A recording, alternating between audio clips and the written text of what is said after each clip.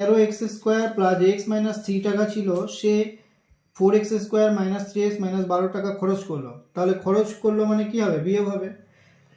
তার কাছে এখন কত টাকা আছে? তাহলে আমরা লিখবো এখন তার কাছে টাকা আছে, যে টাকাটা প্রথমে ছিল সেটা লিখলাম, তার থেকে বিয়োগ দিব যে টাকাটা খরচ করলো। তাহলে এই টাকাটা খরচ দিলে মানে এটা বিয়োগ হবে।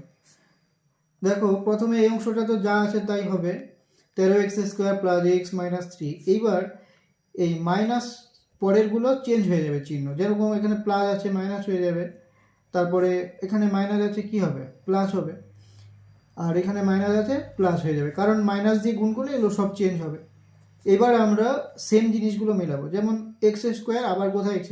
এখানে আছে। তাহলে 13টা x² থেকে 4টা x² বাদ দিলে কি হবে? 9টা x² হবে। এবার এক্সগুলো মিলাবো, একটা এক্স আছে আরও 3টা এক্স আছে, তাহলে হবে 4টা এক্স।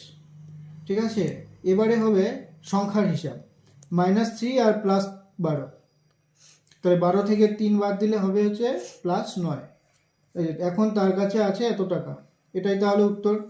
এরপরে দেখো 7 নম্বর বলছে একটি ত্রিভুজের তিনটি বাহুর দৈর্ঘ্য x+4 semi, 2x+1 semi, 4x - 8 semi. ত্রিভুজের পরিসীমা কত? আচ্ছা, পরিসীমা মানে ত্রিভুজের তিনটি বাহু, মনে করো এই হচ্ছে একটা ত্রিভুজ, এই তিনটি বাহু যোগ করলে ত্রিভুজের পরিসীমা পাওয়া। একটা বাহু x+4, আরেকটা বাহু 2x+1, আরেকটা বাহু 4x - 8।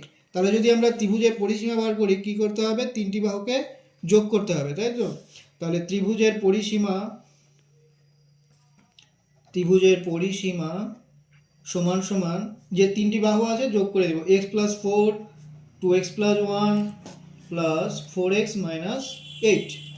এবার এই যে x+4 plus 2x+1 plus 4x - 8, তুমি এক্সগুলো হিসাব করো, একটা এক্স, দুইটা এক্স, 3টা এক্স হয়ে গেল, আরও 4টা এক্স, 7টা এক্স হবে।